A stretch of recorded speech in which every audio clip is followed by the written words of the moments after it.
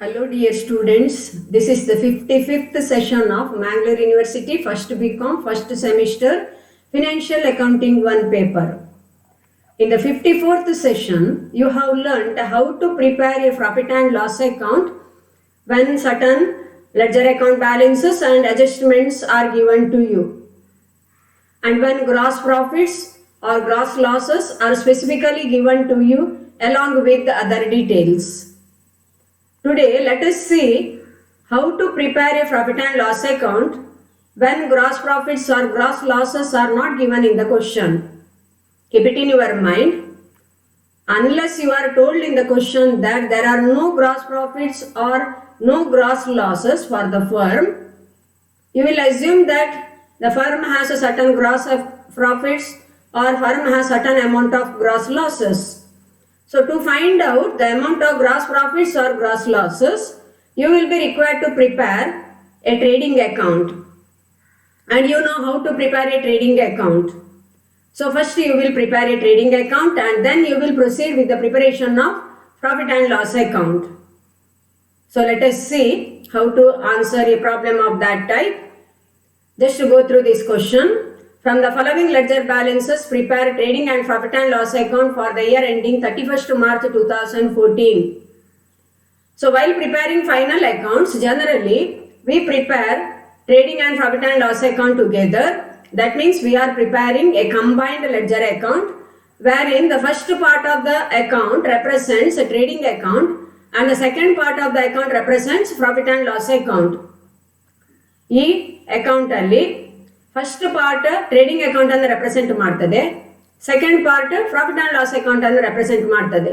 ನಾವು combined account ಅನ್ನು ಮಾಡ್ತೇವೆ, trading and profit and loss account ಅನ್ನು ಒಟ್ಟಿಗೆ ಮಾಡ್ತೇವೆ.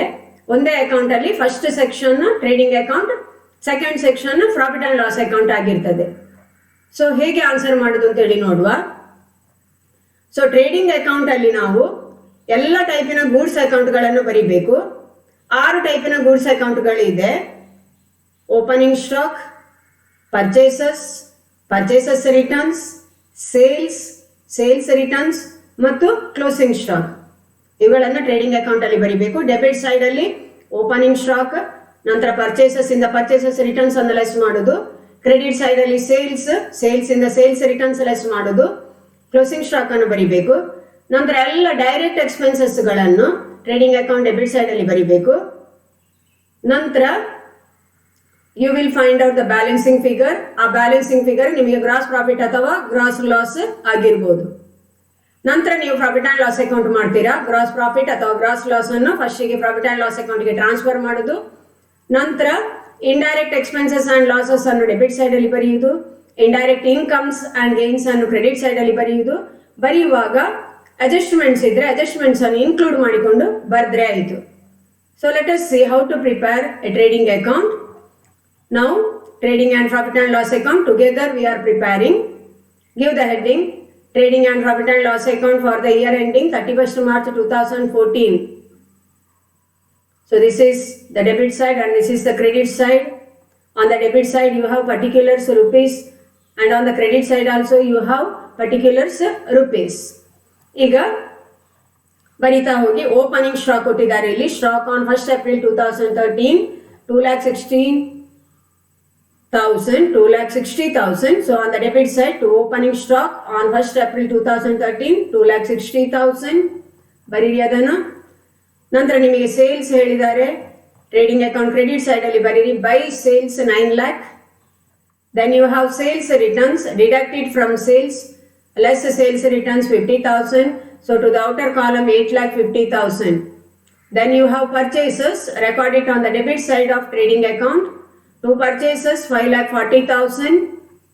From purchases you will deduct purchases returns 40,000 less purchases returns 40,000. So to the outer column 5 lakh. ಬೇರೆ ಯಾವುದೇ ಅಡ್ಜಸ್ಟ್ಮೆಂಟ್ ಇಲ್ಲ ಪರ್ಚೇಸಸ್ಗೆ ಸೇಲ್ಸಿಗೆ. ನೆಕ್ಸ್ಟ್ ಐಟಮ್ ನೋಡಿ, carriage inwards direct expense. On the debit side you write to carriage inwards 24,000 trading account debit side ಅಲ್ಲಿ. Carriage outwards indirect expense profit and loss account debit side ಅಲ್ಲಿ ಬರೀಬೇಕು. Salaries and wages profit and loss account debit side. Bank interest paid profit and loss account debit side. ಯಾಕೆಂದ್ರೆ ಇದೆಲ್ಲ indirect ಎಕ್ಸ್ಪೆನ್ಸಸ್ಗಳು. Printing and stationery indirect expense profit and loss account ಅಲ್ಲಿ. Discount received indirect income profit and loss account ಅಲ್ಲಿ ಬರೆಯುವಂತದ್ದು. Discount allowed indirect expense profit and loss account debit side ಅಲ್ಲಿ ಬರ್ತದೆ. Audit fees indirect expense profit and loss account debit side. Insurance premium profit and loss account debit side indirect expense ಅದು. Trade expenses profit and loss account debit side ಅಲ್ಲಿ ಬರಿಬೇಕು, ಯಾಕೆಂದ್ರೆ ಇದು ಕೂಡ indirect expense ಆಗ್ತದೆ. Debtors ಅಂದ್ರೆ asset, balance sheet ಅಲ್ಲಿ ಬರೀಲಿಕ್ಕೆ ಅಸೆಟ್ ಸೈಡ್ ಅಲ್ಲಿ. ಬಟ್ ವಿ ಆರ್ ನಾಟ್ ಆಸ್ to prepare a balance sheet here, ಅದರಿಂದ ಇದನ್ನು ಬಿಟ್ಟು ಬಿಡಿ, just ignore it. Come to the adjustment. ಯಾವುದೆಲ್ಲ ಟ್ರೇಡಿಂಗ್ ಅಕೌಂಟ್ ಅಲ್ಲಿ ಬರ್ತದೆ ಅದನ್ನು ಮಾತ್ರ ಟ್ರೇಡಿಂಗ್ ಅಕೌಂಟ್ ಅಲ್ಲಿ ಬರೀಬೇಕು ನೀವು. ಸೊ ಇಲ್ಲಿ ಹೇಳಿದ್ದಾರೆ ನೋಡಿ, stock on 31st March 2014 was valued at ₹62,400. Closing stock ಹೇಳಿದ್ದಾರೆ, ಅದನ್ನು ಬರೀರಿ ಟ್ರೇಡಿಂಗ್ ಅಕೌಂಟ್ ಕ್ರೆಡಿಟ್ ಸೈಡ್ ಅಲ್ಲಿ. By closing stock 62,400. ಇದಾದ ನಂತರ ಇನ್ನೊಂದು ಅಡ್ಜಸ್ಟ್ಮೆಂಟ್ ಇದೆ, create provision for bad debts at 5% on debtors. ಇದು ಟ್ರೇಡಿಂಗ್ ಅಕೌಂಟಿಗೆ ಸಂಬಂಧಿಸಿದ್ದಲ್ಲ, ಪ್ರಾಫಿಟ್ ಅಂಡ್ ಲಾಸ್ ಅಕೌಂಟ್ ಅಲ್ಲಿ ಬರಿಬೇಕಾದಂತ ಅಡ್ಜಸ್ಟ್ಮೆಂಟ್. ಆದ್ರಿಂದ ಟ್ರೇಡಿಂಗ್ ಅಕೌಂಟಿನ ಐಟಮ್ಸ್ ಎಲ್ಲ ಬರ್ತಾಯಿತು ಈಗ. ನಾವು C which side total is more and which side total is less. In this case trading account ಅಲ್ಲಿ credit side total is more. Write that total 9,12,400. Same total you write on the debit side 9,12,400. Find out the balancing figure. Balancing figure is 1,28,400. This is nothing but gross profits. ಈ gross profit ಅನ್ನು ನೀವು profit and loss account ಗೆ transfer ಮಾಡಬೇಕು. ಬರೀರಿ ಅಲ್ಲಿ to profit and loss account gross profits transferred. ಇದಾದ ನಂತರ ನೋಡಿ, ಇದು first part of the account. ನಮ್ಮ trading and profit and loss ಅಕೌಂಟಿನ ಫಸ್ಟ್ ಪಾರ್ಟ್, ಫಸ್ಟ್ ಸೆಕ್ಷನ್ ಇದು ಟ್ರೇಡಿಂಗ್ ಅಕೌಂಟ್ ಆಯಿತು. ಈಗ ಸೆಕೆಂಡ್ ಪಾರ್ಟ್ ಇದು. ಇಲ್ಲಿ ಪುನಃ ಹೆಡ್ಡಿಂಗ್ ಬರೀಲಿಕ್ಕಿಲ್ಲ, ಹೆಡ್ಡಿಂಗ್ ಇಲ್ಲಿ ಮೇಲೆ ಫಸ್ಟಿಗೆ ಬರ್ದಾಗಿದೆ. ಈ second part profit and loss account ಆಗಿರ್ತದೆ. ಇಲ್ಲಿ ಗ್ರಾಸ್ ಪ್ರಾಫಿಟ್ ಬಂದದನ್ನು ಫಸ್ಟಿಗೆ ಟ್ರಾನ್ಸ್ಫರ್ ಮಾಡಿ ಪ್ರಾಫಿಟ್ ಅಂಡ್ ಲಾಸ್ ಅಕೌಂಟಿಗೆ ಕ್ರೆಡಿಟ್ ಸೈಡ್ ಅಲ್ಲಿ ಬರಿಬೇಕು. ಸೊ ಇಲ್ಲಿ ನೋಡಿ, trading account debtor to profit and loss account. So profit and loss account credited by trading account ಅಂತ ಹೇಳಿ ಬರ್ತದೆ. ಕ್ರೆಡಿಟ್ ಸೈಡ್ ಅಲ್ಲಿ by trading account gross profit transferred. ಬರೀ ಆ ಅಮೌಂಟ್ ಅನ್ನು 1,28,400. ಈಗ ಈ ಪ್ರಾಬ್ಲಮ್ ಅಲ್ಲಿ ಕೊಟ್ಟಂತ ಎಲ್ಲ ಇಂಡೈರೆಕ್ಟ್ ಎಕ್ಸ್ಪೆನ್ಸಸ್ ಗಳನ್ನು ಪ್ರಾಫಿಟ್ ಅಂಡ್ ಲಾಸ್ ಅಕೌಂಟಿನ ಡೆಬಿಟ್ ಸೈಡ್ ಅಲ್ಲಿ ಬರಿಬೇಕು. ಇಂಡೈರೆಕ್ಟ್ ಇನ್ಕಮ್ಸ್ ಗಳನ್ನು ಪ್ರಾಫಿಟ್ ಅಂಡ್ ಲಾಸ್ ಅಕೌಂಟಿನ ಕ್ರೆಡಿಟ್ ಸೈಡ್ ಅಲ್ಲಿ ಬರಿಬೇಕು. ಬರೆಯುವಾಗ ಅಡ್ಜಸ್ಟ್ಮೆಂಟ್ ಇದ್ರೆ ಅಡ್ಜಸ್ಟ್ಮೆಂಟ್ ಅನ್ನು ಇನ್ಕ್ಲೂಡ್ ಮಾಡಿ ಬರೀರಿ. So go through the question once again. Opening stock, sales returns, purchases returns, carriage inwards, ಇದೆಲ್ಲ ಟ್ರೇಡಿಂಗ್ ಅಕೌಂಟ್ ಐಟಮ್ಸ್ ಬರ್ದಾಯ್ತು ನಮಗೆ. ಕ್ಯಾರೇಜ್ ಔಟ್ವರ್ಡ್ಸ್ ಹೇಳಿದ್ದಾರೆ 10,000. ಸೆಲ್ಲಿಂಗ್ ಎಕ್ಸ್ಪೆನ್ಸ್ ಅದು, ಇಂಡೈರೆಕ್ಟ್ ಎಕ್ಸ್ಪೆನ್ಸ್ ಅದು, ಬರೀರಿ ಅದನ್ನು profit and loss account debit side ಅಲ್ಲಿ. To carriage outwards 10,000. Then you have salaries and wages, indirect expense ಅದು ಪ್ರಾಫಿಟ್ ಅಂಡ್ ಲಾಸ್ ಅಕೌಂಟಿನ ಡೆಬಿಟ್ ಸೈಡ್ ಅಲ್ಲಿ ಬರಿಬೇಕು. To salaries and wages 31,000.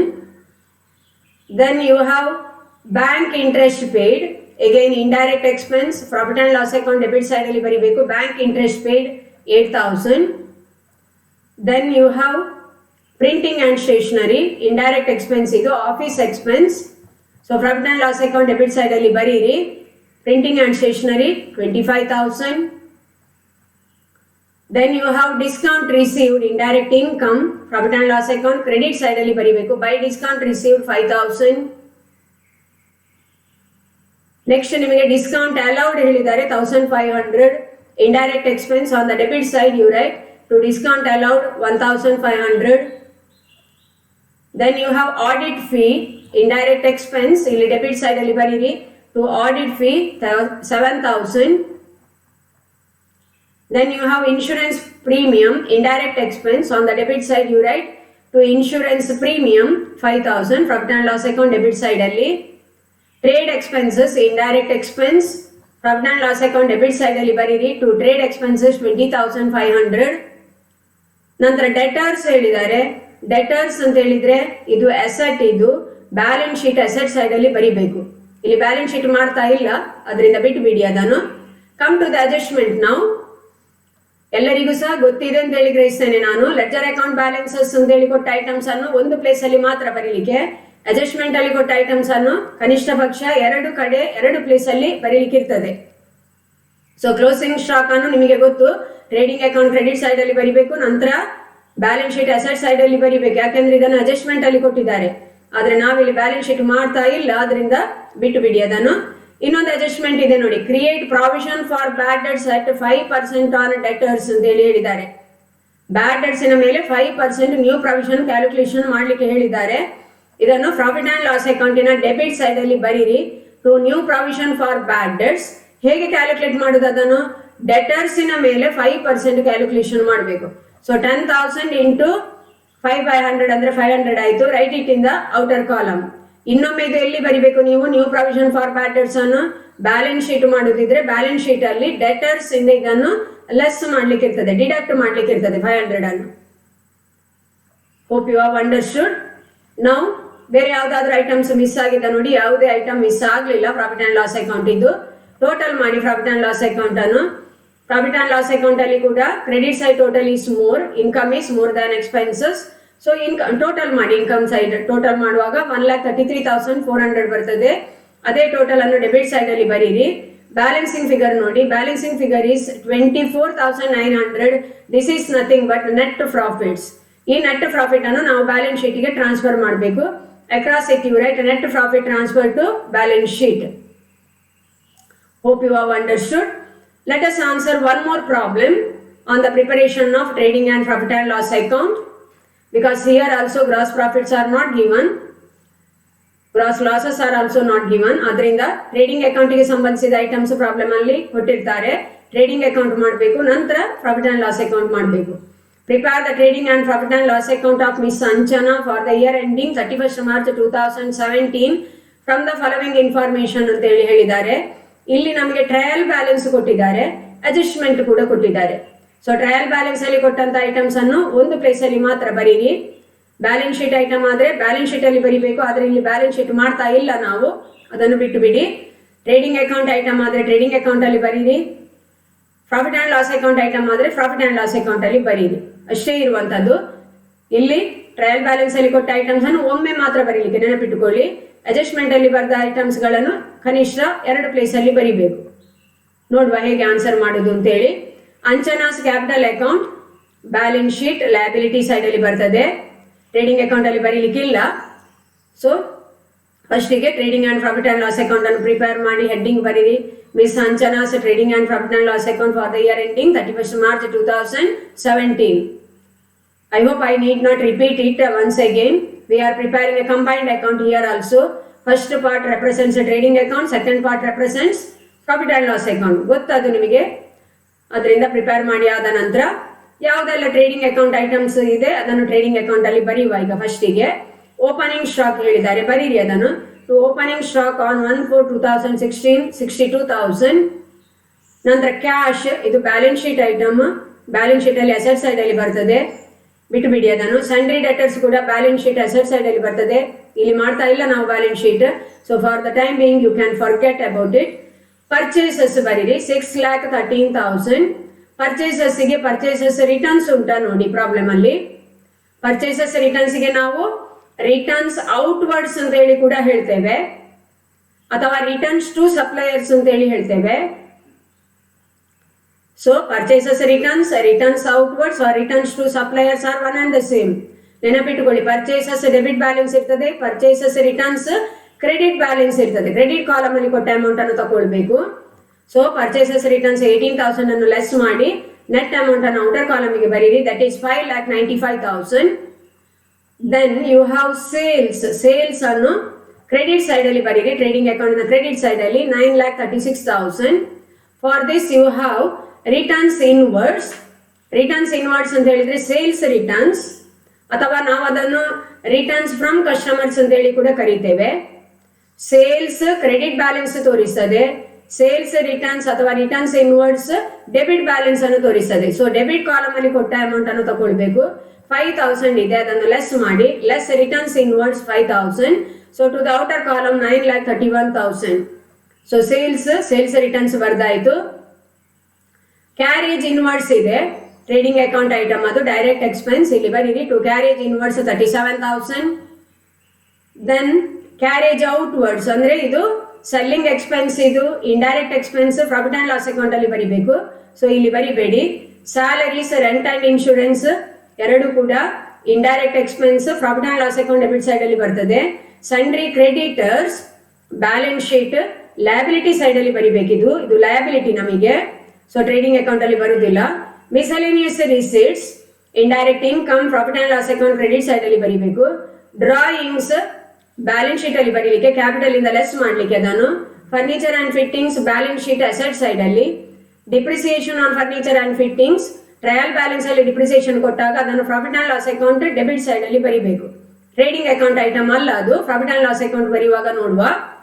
So ಎಲ್ಲ ಟ್ರಯಲ್ ಬ್ಯಾಲೆನ್ಸ್ ಐಟಮ್ಸ್ ಬರ್ತಾಯ್ತು ಈಗ ಟ್ರೇಡಿಂಗ್ ಅಕೌಂಟ್ ಐಟಮ್ಸ್ಗಳು. Come to the adjustment, ಇಲ್ಲಿ ಏನು ಹೇಳಿದ್ದಾರೆ ನೋಡಿ. Closing stock on 31st March 2017 was valued at ₹78,000. ಇದನ್ನು ಟ್ರೇಡಿಂಗ್ ಅಕೌಂಟ್ ಕ್ರೆಡಿಟ್ ಸೈಡ್ ಅಲ್ಲಿ ಬರೀರಿ. By closing stock 78,000. ಇನ್ನೊಮ್ಮೆ ಇದನ್ನು ಎಲ್ಲಿ ಬರಿಬೇಕು?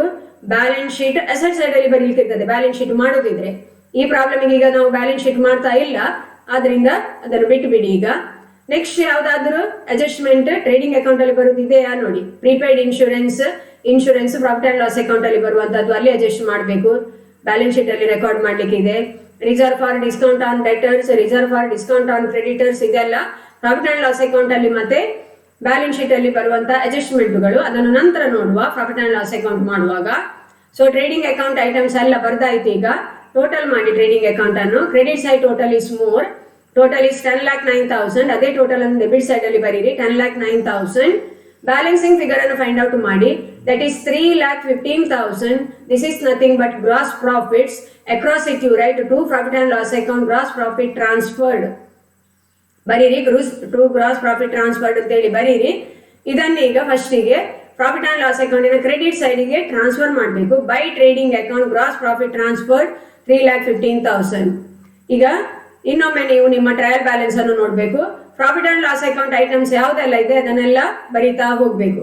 ನೋಡಿ ಇಲ್ಲಿ ಅಂಚನಾಸ್ ಕ್ಯಾಪಿಟಲ್ 2,50,000 ಇದು ಬ್ಯಾಲೆನ್ಸ್ ಶೀಟ್ ಅಲ್ಲಿ. ಓಪನಿಂಗ್ ಸ್ಟಾಕ್ ಟ್ರೇಡಿಂಗ್ ಅಕೌಂಟ್ ಅಲ್ಲಿ. ಕ್ಯಾಶ್ ಬ್ಯಾಲೆನ್ಸ್ ಶೀಟ್ ಅಲ್ಲಿ ಅಸೆಟ್ ಸೈಡ್ ಅಲ್ಲಿ. Sundry debtors balance sheet asset side ಅಲ್ಲಿ. Purchases, sales, returns outwards, returns inwards, carriage inwards, ಇದೆಲ್ಲ ಟ್ರೇಡಿಂಗ್ ಅಕೌಂಟ್ ಐಟಮ್ಸ್. ಅದನ್ನು ಬಿಟ್ಟು ಬಿಡಿ. ಕ್ಯಾರೇಜ್ ಔಟ್ವರ್ಡ್ಸ್ ಅನ್ನು ಬರೀರಿ ಈಗ. ಕ್ಯಾರೇಜ್ ಔಟ್ವರ್ಡ್ಸ್ 72,000 ಇಲ್ಲಿ ಬರೀಬೇಕು. Indirect expense to carriage outwards 72,000. Then salaries ಹೇಳಿದ್ದಾರೆ 1,05,000 ಬರೀರಿ ಅದನ್ನು. ಟು ಸ್ಯಾಲರೀಸ್ 1,05,000, ಅದಕ್ಕೆ ಅಡ್ಜಸ್ಟ್ಮೆಂಟ್ ಇಲ್ಲ. ನೆಕ್ಸ್ಟ್ ನಿಮಗೆ ರೆಂಟ್ ಅಂಡ್ ಇನ್ಶೂರೆನ್ಸ್ ಹೇಳಿದ್ದಾರೆ. ಇಂಡೈರೆಕ್ಟ್ ಎಕ್ಸ್ಪೆನ್ಸ್ ಡೆಬಿಟ್ ಸೈಡ್ ಅಲ್ಲಿ ಬರೀರಿ. To rent and insurance 60,000. ಇಲ್ಲಿ ಅಡ್ಜಸ್ಟ್ಮೆಂಟ್ ಇದೆ ನಿಮಗೆ. Prepaid insurance relating to the next year paid in advance during this year. So ಇಲ್ಲಿ ನಾವು ಕರೆಂಟ್ ಇಯರ್ಸಿನ ಎಕ್ಸ್ಪೆನ್ಸಸ್ ಮತ್ತೆ ಕರೆಂಟ್ ಇಯರ್ನ ಇನ್ಕಮ್ಸ್ ಅನ್ನು ಮಾತ್ರ ಬರೀಲಿಕ್ಕೆ, ಯಾವುದೇ expenses relating to the previous year next year ಎಲ್ಲ ಬರಬಾರ್ದು ಇಲ್ಲಿ ಡೆಬಿಟ್ ಸೈಡ್ ಅಲ್ಲಿ. ಹಾಗೆ ಕ್ರೆಡಿಟ್ ಸೈಡ್ ಅಲ್ಲಿ ನೆಕ್ಸ್ಟ್ ಇಯರ್ನ ಇನ್ಕಮ್, ಈ ವರ್ಷದ ಇನ್ಕಮ್ ಬಿಟ್ಟು ನೆಕ್ಸ್ಟ್ ಇಯರ್ನ ಇನ್ಕಮ್, ಪ್ರೀವಿಯಸ್ ಇಯರ್ನ ಇನ್ಕಮ್ ಅನ್ನು ಇಲ್ಲಿ ಬರೀಲಿಕ್ಕಿಲ್ಲ. ಈ ವರ್ಷದ ಇನ್ಕಮ್ ಮಾತ್ರ ಬರಿಬೇಕು. ಯಾಕೆಂದ್ರೆ ನಾವು ಫೈಂಡ್ ಔಟ್ ಮಾಡೋದು ಈ ವರ್ಷದ ನೆಟ್ ಪ್ರಾಫಿಟ್ ಮತ್ತು ಅಥವಾ ನೆಟ್ ಲಾಸ್ ಅನ್ನು. ಅದರಿಂದ ರೆಂಟ್ ಅಂಡ್ ಇನ್ಶೂರೆನ್ಸ್ ಅನ್ನು ಬರೀರಿ 60,000. ಅದರಿಂದ ನೆಕ್ಸ್ಟ್ ಇಯರ್ನ ಇನ್ಶೂರೆನ್ಸ್ ಪೇಯ್ಡ್ ಇನ್ ಅಡ್ವಾನ್ಸ್ ಅನ್ನು ಲೆಸ್ ಮಾಡಿ, ಪ್ರೀಪೇಯ್ಡ್ ಇನ್ಶೂರೆನ್ಸ್ 5,000 ಲೆಸ್ ಮಾಡಿ ನೆಟ್ ಅಮೌಂಟ್ ಅನ್ನು ಔಟರ್ ಕಾಲಮಿಗೆ ಬರೀರಿ. That is 55,000. ಇನ್ನೊಮ್ಮೆ ಇದು prepaid insurance balance sheet asset side ಅಲ್ಲಿ ಬರ್ತದೆ ಅಡ್ಜಸ್ಟ್ಮೆಂಟ್ ಅಲ್ಲಿ ಕೊಟ್ಟ ಕಾರಣ. Any expense paid in advance is an asset, ನೆನಪಿಟ್ಟುಕೊಳ್ಳಿ.